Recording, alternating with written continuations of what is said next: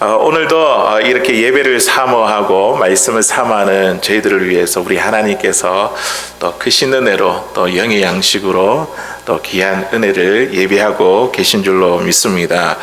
지난 수요일부터 우리 부활절 전날 이 토요일까지죠. 우리 교회에서는 교회력으로 사순절을 보내고 있습니다. 예수님이 부활하시기 그 전까지 주님의 고난을 묵상하는 날이죠. 이날은 예수님의 섬김과 희생과 사랑을 우리가 집중적으로 묵상하고, 그리고 주님께서 걸어가신 그 고난의 길에 따라 우리도 같이 함께 따를 수 있도록 함께 기도하는 시간입니다. 이 사순절을 맞이해서 우리가 더욱더 경건한 삶으로 말미암아 이전보다 더욱더 뜨거운 우리의 신앙을 회복할 수 있는 사랑하는 저와 여러분들 될 수 있기를 주의 이름으로 간절히 소원합니다. 오늘 읽은 말씀에 보면 디모데가 지금 목회하고 있는 교회가 예배소 교회입니다. 그런데 이 예배소 교회에 이제 굉장히 큰 어려움이 닥쳤습니다. 그것은 그 교회 안에 이 거짓 교사들이 들어와서 거짓된 가르침, 그 교훈에 지금 유혹을 받고 있었습니다. 이에 바울은요, 이 에베소 교인들을 보호하기 위해 지금 이 거짓 교사들이 어떠한 자인가, 또 이들로 인해서 이 가르침의 미혹이 되면 어떠한 일이 일어나는지 지금 상세히 설명하고 있습니다. 그 말씀이 이제 에베소서에 있는 말씀이거든요. 특별히 이 에베소 교인들이 거짓된 그 가르침에 빠져서 믿음에서 배교하는 그 일들이 일어날 것이라고 이 성령의 음성을 듣게 되었습니다. 그래서 바울에게 이 에베소 교회를 진심으로 걱정하며 이러한 일이 일어나지 아니하도록 지금 디모데에게 당부하고 있는 말씀이죠. 그들에게 말씀이 필요하다. 말씀으로 깨우쳐라. 그래야지 거짓된 가르침의 이 미혹에서 벗어날 수 있다. 그러면서 이 디모데에게도 이 거짓된 가르침에 대항하기 위해서 너 스스로도 경건에 힘쓰라. 지금 그렇게 하고 있는 말씀이죠. 경건에 힘쓰는 이 훈련은요, 그때 당시에만 필요한 교훈이 아닙니다. 지금 오늘날 이 영적으로 참 어둡고 혼미한 시대를 살아가는 이 시대에도 우리 그리스도인이 우리 예수님을 따르는 우리 그리스도인들이 따라가야 할 교훈인 줄로 믿습니다. 하나님께서 쓰시는 사람은 어떤 사람일까요? 예수님의 좋은 일꾼은 어떤 사람일까요? 지식이 많거나 경험이 많거나 아니면 학벌과 지위가 높은 사람이 아닙니다. 탁월한 능력이 있거나 또한 재능을 가진 사람도 아닙니다. 오늘 말씀에 보면 하나님이 어떤 사람을 쓰시냐면 바로 경건한 사람, 하나님을 특별히 사랑하고 그 하나님을 가까이 하는 사람, 그 삶 가운데 하나님을 사랑함으로 삶에 이 하나님의 거룩함을 드러내는 사람, 그 사람을 우리 하나님께서 사용하시는 줄로 믿습니다. 그 사람이 바로 경건한 사람인 줄로 믿습니다. 성도가 어떻게 오늘 이 경건에 이를 수 있을지, 오늘 경건에 이르도록이라는 이 말씀의 제목을 가지고 같이 함께 하나님의 말씀의 은혜를 나누기를 원합니다. 첫 번째로 우리가 경건에 이르기 위해서 우리는요, 말씀의 양육을 받아야 됩니다. 무엇으로 양육을 받아야 된다고요? 하나님의 말씀으로 우리가 양육을 받아야 됩니다. 오늘 본문 6절의 말씀에 보니까 이렇게 기록하고 있습니다. 우리 같이 한번 읽어보겠습니다. 시작. 내가 이것으로 형제를 깨우치면 그리스도 예수의 좋은 일꾼이 되어 믿음의 말씀과 내가 따르는 좋은 교훈으로 양육을 받으리라. 아멘. 예배소 교인들이 이렇게 거짓 가르침에 빠졌던 근본적인 이유가 무엇일까요? 그것은 바로 그들이 하나님의 말씀에 대해서 온 마음을 쏟아내지 않았기 때문입니다. 말씀을 떠나니까 무엇이 옳고 그른지 그들이 분별력을 잃어버린 것이죠. 그러니까 거짓된 그 가르침에 빠져서 믿음을 떠나버리게 되고 배교하는 그런 일이 일어났다는 것입니다. 바울은 디모데에게 말씀으로, 하나님의 말씀으로 이 교인들을 깨우치고, 그리고 디모데 또한 하나님의 말씀으로 양육받아야 된다, 이렇게 생각을 했습니다. 우리도 역시나 하나님의 말씀으로 양육받을 때에 거짓 교훈에 넘어가지 않고 경건에 이를 수 있음을 믿습니다. 오늘 사도 바울은 디모데에게 믿음의 말씀과 그리고 좋은 교훈으로 양육을 받으라, 이렇게 권면하고 있는데요. 여기서 믿음의 말씀은 무엇일까요? 믿음의 말씀, 또 좋은 교훈, 같은 이야기인 것 같은데 이 두 가지로 이렇게 반복을 하고 있지 않습니까? 여기서 믿음의 말씀은요, 우리가 예수님을 나의 구주로 믿는 이 신앙의 기둥과 틀을 말하고 있습니다. 성경은 누구에 대한 이야기일까요? 성경은 많은 이야기가 있잖아요. 많은 믿음의 선조들에 대한 이야기도 있고 이스라엘의 역사도 있으며 많은 교훈도 담고 있는데, 이 성경은 누구에 대한 이야기입니까? 예수님에 대한 이야기입니다. 구약 성경은 앞으로 오실 예수님에 대한 이야기이고, 또 신약 성경은 이미 오신 그 예수님에 대한 이야기를 담고 있습니다. 성경은 우리가 이 말씀을 읽으면 읽을수록 예수님이 누구이신지 우리들을 예수님께로 인도하고, 그리고 그 예수님을 말씀 가운데 인격적으로 만나 우리가 구원에 이룰 수 있도록 우리에게 도와주는 책이 바로 하나님의 말씀이죠. 말씀을 배우는데, 오늘 이 말씀을 배우는데 말씀으로 양육을 우리가 받는데, 어떻게 예수님을 믿지 않고 말씀을 제대로 이해할 수 있겠습니까? 만약에 내가 예수님을 믿지 않고 성경을 이렇게 읽고 공부한다고 한다면 그것은요, 이 성경은 단순히 이 성경의 그 지식을 아는 거죠. 이 정보를 아는 거죠. 예수님을 만날 수가 없습니다. 진짜 예수님 믿는 믿음이 있다고 한다면 성경을 통해서 우리는 예수님을 만날 수 있습니다. 예수님이 나의 구주시라라는 분명한 믿음을 가지고 우리가 이런 신앙 고백을 가지고 말씀을 읽게 될 때 우리는요, 좋은 교훈으로 양육을 받게 됩니다. 좋은 교훈이라는 것은 디모데가 지금까지 지나온 시간들을 통해서 말씀을 듣고 깨달아 실천한 그런 말씀들이죠. 성경은 단순히 도덕적인 교훈이 아니라, 그리고 우리의 삶의 지혜를 가르치는 책이 아닙니다. 예수님을 알고 예수님을 나의 구주로 믿는 자들, 하나님의 자녀된 이 백성들이여 구원받은 자의 삶을 살아갈 수 있도록 삶의 변화를 이끄는 책이 성경이죠. 하나님의 말씀이죠. 성경은요, 내 삶의 변화를 위한 하나님의 말씀입니다. 이 말씀을 읽으면요, 우리가 무엇이 읽혀지냐면 내 생각이 읽혀지고, 내 감정이 읽혀지고, 내 마음이 읽혀지고, 내 삶이 읽혀지게 됩니다. 하나님의 말씀에 능력이 있잖아요. 그리고 그 말씀을 통해서 우리의 삶이 변화가 되잖아요. 그러므로 우리가 예수님을 진심으로 믿지 않고는, 신앙 고백으로 드리지 않고는 하나님의 말씀을 제대로 이해할 수가 없고, 이 말씀을 통해서 변화를 받는 복을 누릴 수가 없습니다. 우리가 말씀으로 양육받을 때에 우리를 양육하시는 분은 누구일까요? 양육한다는 것이 무엇입니까? 자라도록, 성장하도록 이렇게 돌보는 것을 양육이라고 그렇게 이야기를 하죠. 부모가 자녀를 양육합니다. 자녀가 잘 자랄 수 있도록 옆에서 도와주고 잘 돌보지 않습니까? 그러면 우리가 예수님을 믿고 이제 양육을 받아야 되는데, 우리는 말씀을 통해서 양육을 받을 때에 누구로부터 우리의 신앙이 자라가도록, 우리의 믿음이 성장하도록 우리가 양육을 받는 것일까요? 우리를 돌보아 주시는 분이 계십니다. 우리를 자라게 하시는 분이 계십니다. 그분은 바로 우리가 섬기는 하나님이시죠. 하나님께서 말씀을 통해서 우리의 신앙을 자라게 하십니다. 디모데의 외할머니와 그의 어머니가 그의 신앙을 양육한 게 아닙니다. 물론 하나님의 말씀을 가르쳤죠.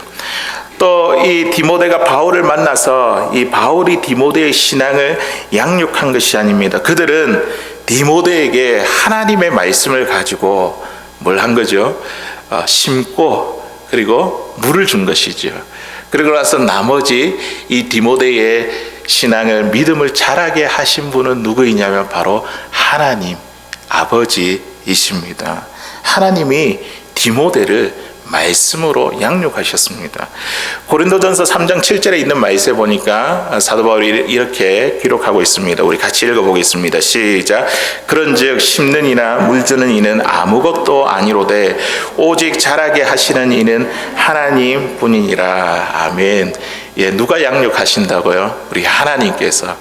말씀으로 우리가 이렇게 심고 또 물을 주면 그것을 자라게 하시는 분, 돌보시고 신앙이 자라게 하시는 분은 하나님이시다라는 그 말씀을 우리가 오늘 통해서 배울 수가 있습니다. 하나님이 말씀으로 우리를 양육하십니다. 우리가 말씀을 읽고 듣고 묵상하고 배우면 하나님께서 우리의 신앙이 자라가도록 성장하도록 우리를 양육하실 것입니다. 그러므로 경건에 이르기 위해서 우리는요 말씀의 양육을 받아야 합니다. 사랑하는 성도 여러분, 저와 여러분들은 이 말씀으로 양육을 받고 있습니까? 교회에서 하는 일이 무엇이냐면 이제 말씀으로 우리 성도님들에게 심고 물을 주는 이 일을 하고 있는 것이죠. 우리는 매일 하루에 2장씩 말씀을 읽고 있습니다. 그리고 매일 이 생명의 삶이라는 이 큐티 책을 가지고 말씀 묵상을 할 수 있도록 우리가 독려하고 있습니다. 그리고 큐티 나눔 모임을 통해서 하나님의 말씀의 은혜를 나눕니다. 그리고 올해 들어서 우리 매주 수요일 오전과 저녁마다 우리가 줌으로 온라인으로 모여가 성경 공부를 하고 있지 않습니까? 그리고 매주 이 성경 퀴즈, 말씀 퀴즈를 보내어 드립니다. 이 모든 일들은 무엇이냐면 바로 말씀을 심고 물을 주는 일이죠. 그리고 우리가 그곳에 참여함으로 그곳에 참여해서 말씀을 읽고 묵상하고 배우는 그 일을 힘쓸 때에 우리는요 하나님으로부터 양육을 받습니다. 우리의 믿음이 자라갈 수 있도록 성장할 수 있도록 하나님으로부터 양육을 받습니다. 이것이 바로 경건에 이르는 방법입니다. 세상을 변화시킨 영적 운동들이 여럿 있었습니다. 그 가운데 하나가 1882년 영국 캠브리지 대학의 이 후퍼라는 이 학생과 그리고 돌톤이라는 이 학생, 이 몇몇의 학생들이 무엇을 시작했냐면 경건 훈련 운동을 시작했습니다. 자신들이 그리스도인임에도 불구하고 자꾸 마음과 이 생활이 세속적인 경향으로 가득 차 있는 것을 보게 되었습니다. 그러면서 기도하면서 그 방법을 찾기 시작했습니다. 거룩함을 유지하기 위해 찾아낸 방법이 무엇이냐면 하루 중 얼마를 성경 읽기와 기도로 보내는 것이었습니다. 그들은 그 시간을 뭐라고 불렀냐면 한국말로 하면 경건의 시간이고 quiet time 이렇게 이라는 이름으로 불렀습니다. 그래서 그들은 경건의 시간을 기억하자라는 슬로건을 외쳤습니다. 결국 이들은 중국 선교사로 헌신하게 되었고 이 경건의 시간을 통해서 평생 하나님과 동행하며 귀한 선교의 일을 감당하게 되었습니다.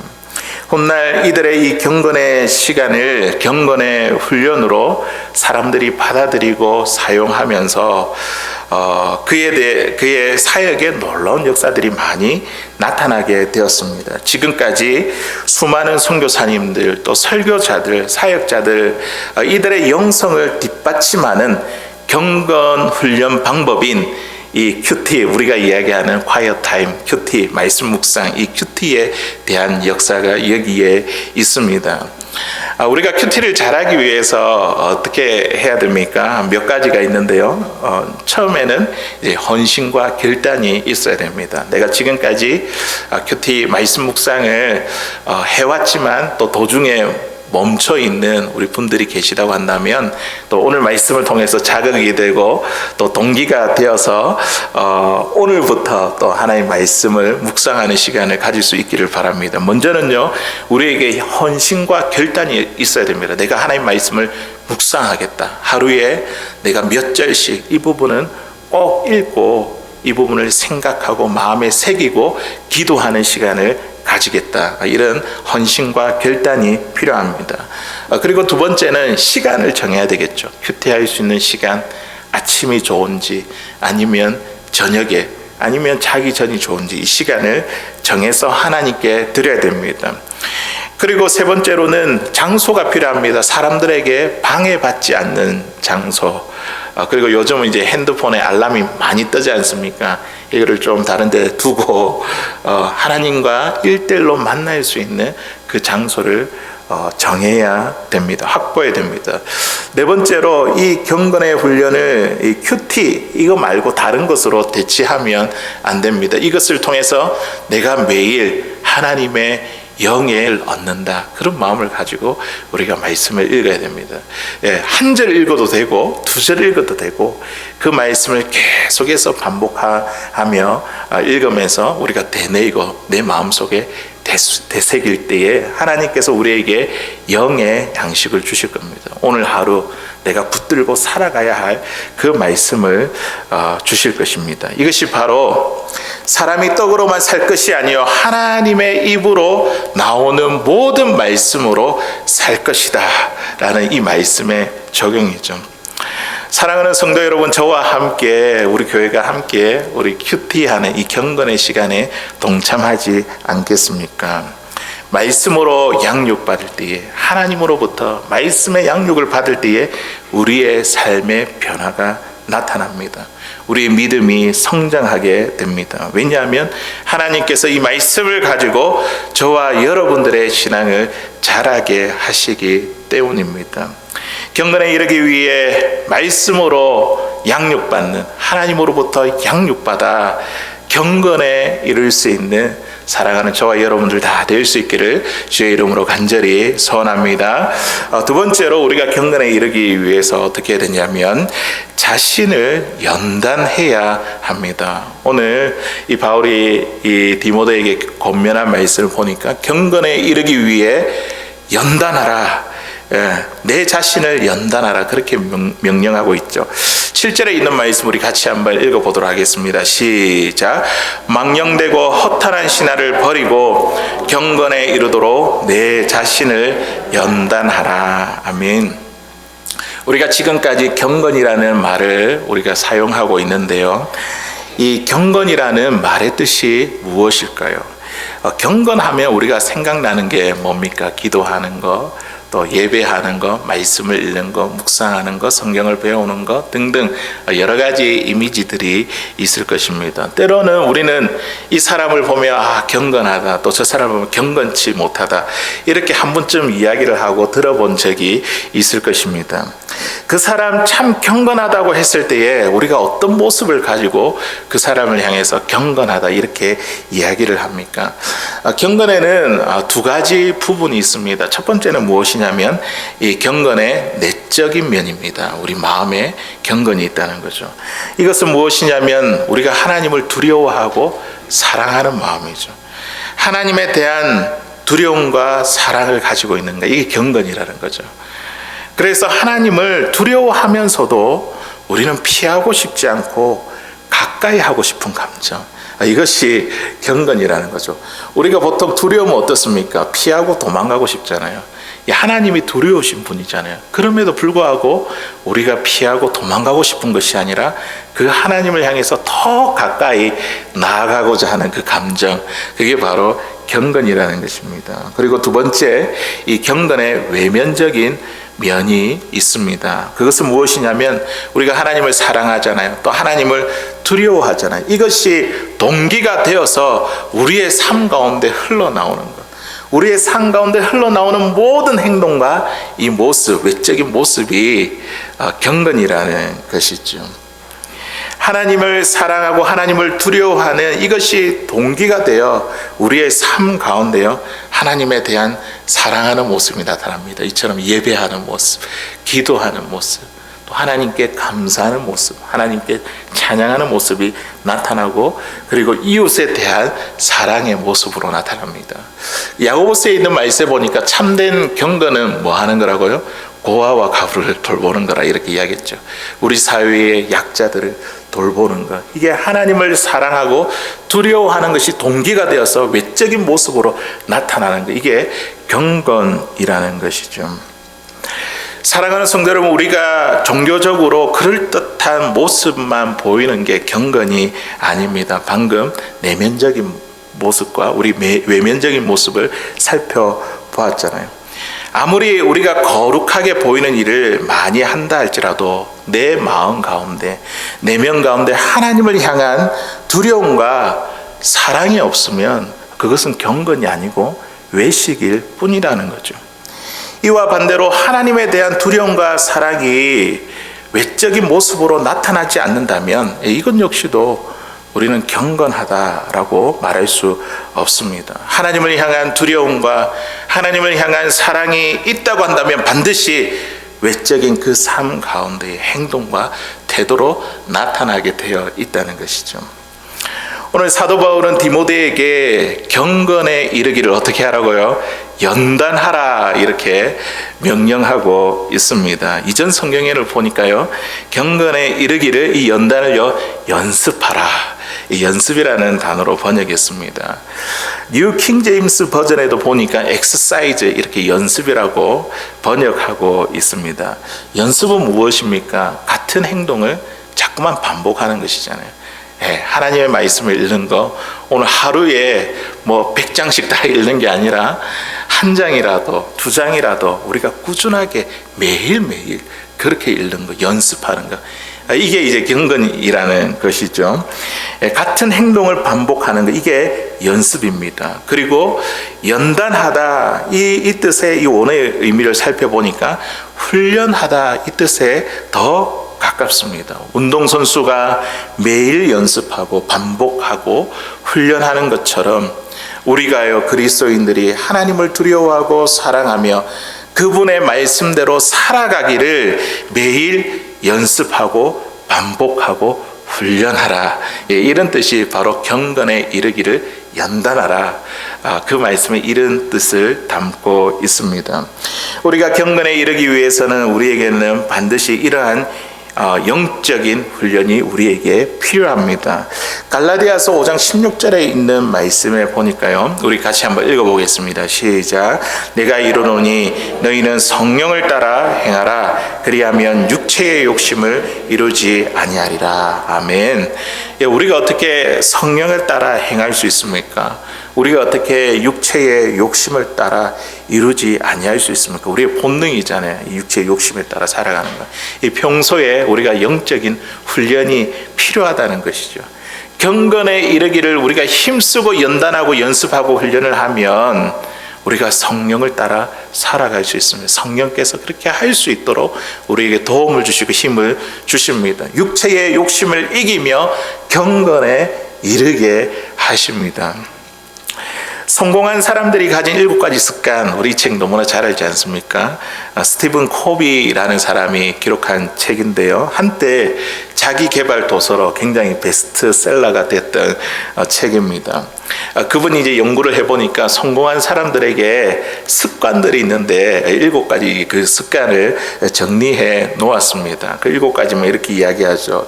첫 번째로 보니까 주도적인 습관, 다른 사람에게 의존하지 않고 자기 스스로 결정하려고 하는 주도적인 습관이 이 성공한 사람들에게 있었다, 이렇게 이야기를 했습니다. 두 번째는 성공한 사람들에게는 목표가 있었고, 그리고 그 목표에 따라 행동하는 습관이 있었다, 이렇게 이야기를 했고요. 세 번째는 소중한 것부터 시작하는 습관이 있었다. 네 번째는 서로의 이익을 추구하는, 내 이익만 생각하는 것이 아니라 다른 사람과 함께 이익을 추구하는 습관이 있었다. 다섯 번째는 다른 사람의 이야기를 잘 듣고 그 사람을 이해시키려고 하는 습관이 있었다. 그리고 여섯 번째는 같이 힘을 합쳐서 시너지 효과, 상승 효과를 활용하는 그런 습관이 있었다. 일곱째는 몸과 마음을 단련하는 습관이 있었다. 이렇게 정리를 하고 있더라고요.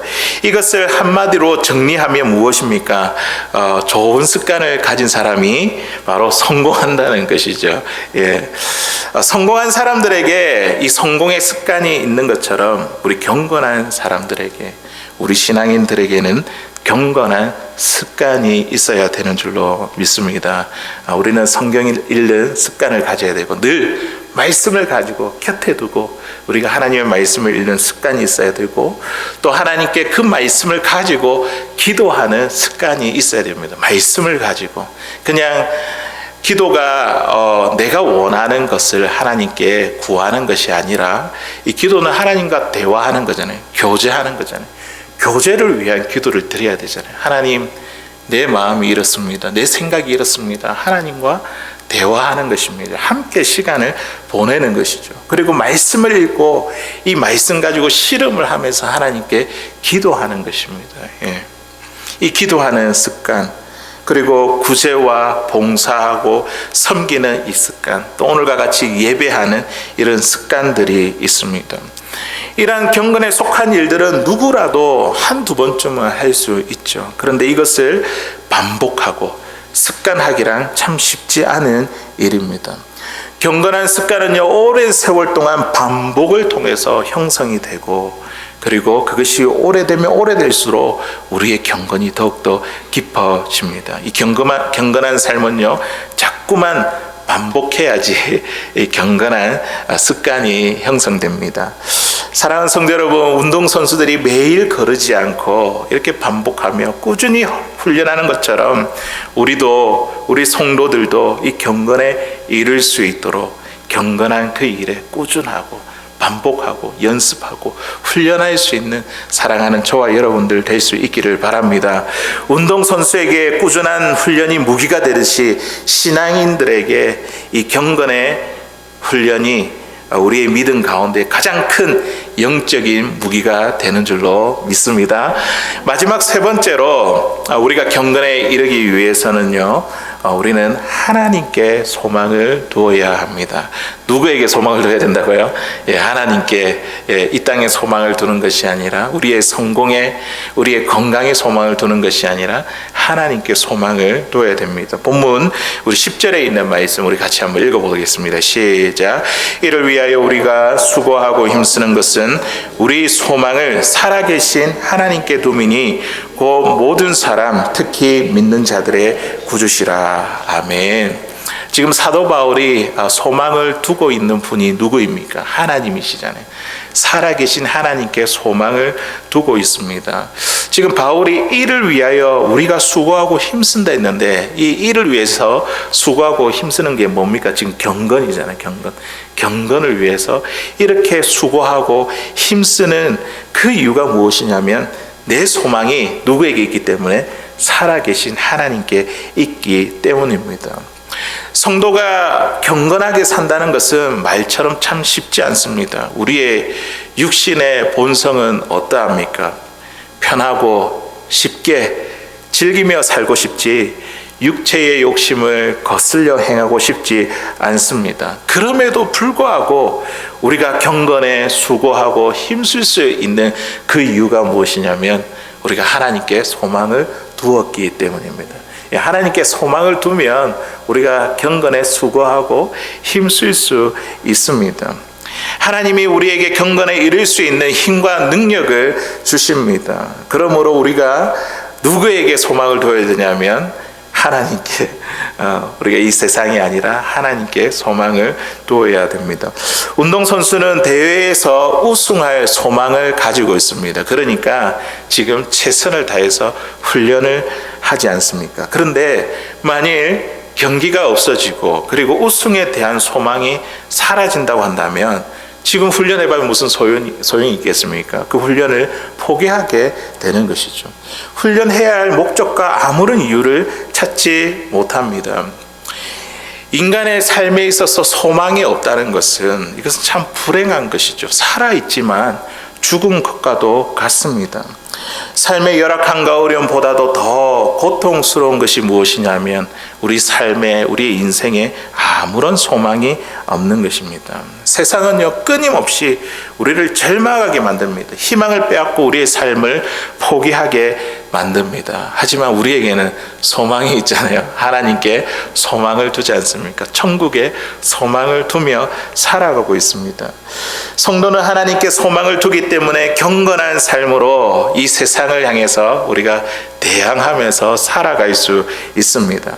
하나님을 향한 그 소망은요, 현재 우리가 느끼는 이 절망과 고통 속에서도 우리가 하나님을 위해 살아갈 수 있도록, 또 이 경건에 수고하고 힘쓸 수 있도록 우리에게 힘이 되고 우리에게 큰 의지가 된다는 것이죠. 그렇기 때문에 그리스도인들이 우리가 하나님을 가까이 하고 정말 하나님께서 원하시는 그 삶을 우리가 살아가기 위해서는 우리의 소망을 이 세상에 두는 것이 아니라 하나님께 두어야 될 줄로 믿습니다.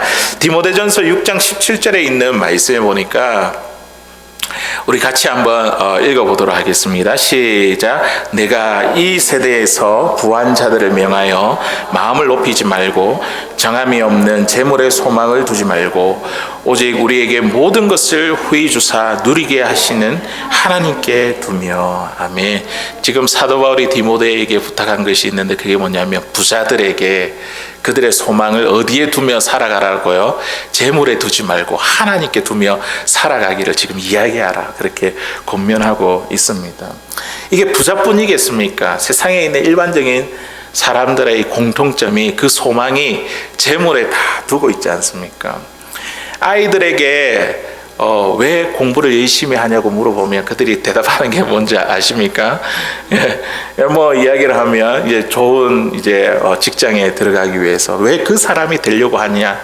그 사람이 훌륭해서 좋다기보다도 그런 사람이 되면 부자가 될 수 있으니까 이 재물에 대한 소망이 우리도 모르게 이렇게 가득 차 있습니다. 많은 사람들은 재물을 인생의 소망으로 삼습니다. 그런데 우리는요, 오늘 이 말씀을 곰곰이 생각하면서 사람들이 소망을 삼는 이 재물을 누가 주시는가, 이것을 우리는 곰곰이 한번 생각해 보아야 합니다. 그러면 재물이 우리의 소망이 아니라 재물을 주시는 우리 하나님이 우리의 소망이 되심을 더욱더 명확하게 알 수 있습니다.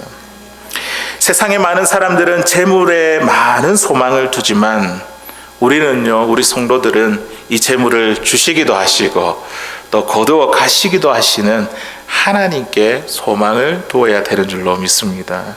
하나님께 소망을 두는 자가 경건을 위해서 수고하고 힘줄 수 있습니다. 평생을 목회하다가 은퇴한 목사님의 집에 강도가 들었습니다. 칼을 들이대고 이 목사님 부부를 방으로 몰아넣고 죽고 싶지 않으면 네가 가지고 있는 것을 다 내어놓아라, 이렇게 위협했습니다. 이 목사님 부부는 생명의 위협을 느끼고 부들부들 떨면서 이렇게 이야기했습니다. 제발 사람만 죽이지 말아 주십시오. 목숨만 살려주면 가진 것 다 드리겠습니다. 이 목사님이 이제 노후 자금으로 받은 은퇴금이 들어있는 통장까지도 이 강도에게 모조리 다 내어놓았습니다. 강도는 그들을 묶고 이불을 뒤집어 씌워 놓았습니다. 그리고 나서는 10분 안에 일어나면 다 죽을 줄 알아, 이렇게 으름장을 놓고 가버렸습니다. 목사님은 이불을 뒤집어 쓰고 바닥에 바짝 엎드려 부들부들 떨고 있는데 그때 하나님의 음성이 들려왔습니다. 내 사랑하는 종아, 목숨만 주시면 가진 것 다 드리겠습니다. 이것은 내가 너에게 평소에 듣고 싶은 고백이었단다. 참으로 듣고 싶었던 고백을 내가 들었구나. 그런데 그 고백을 꼭 강도 앞에서 해야 했더냐? 누가 내 목숨을 살려주었더냐? 내가 진정으로 엎드려야 할 곳이 어디더냐? 모든 것 내놓고 그 귀한 고백을 해야 했던 곳이 하필이면 강도 앞이었더냐? 그러자 목사님은 이불을 뒤집어 쓰고 목 놓아 울었습니다. 사랑하는 성도 여러분, 우리는 누구 앞에 엎드려 있습니까? 누구에게 소망을 두며 살아가고 있습니까? 세상입니까? 재물입니까? 아니면 살아계신 하나님께입니까?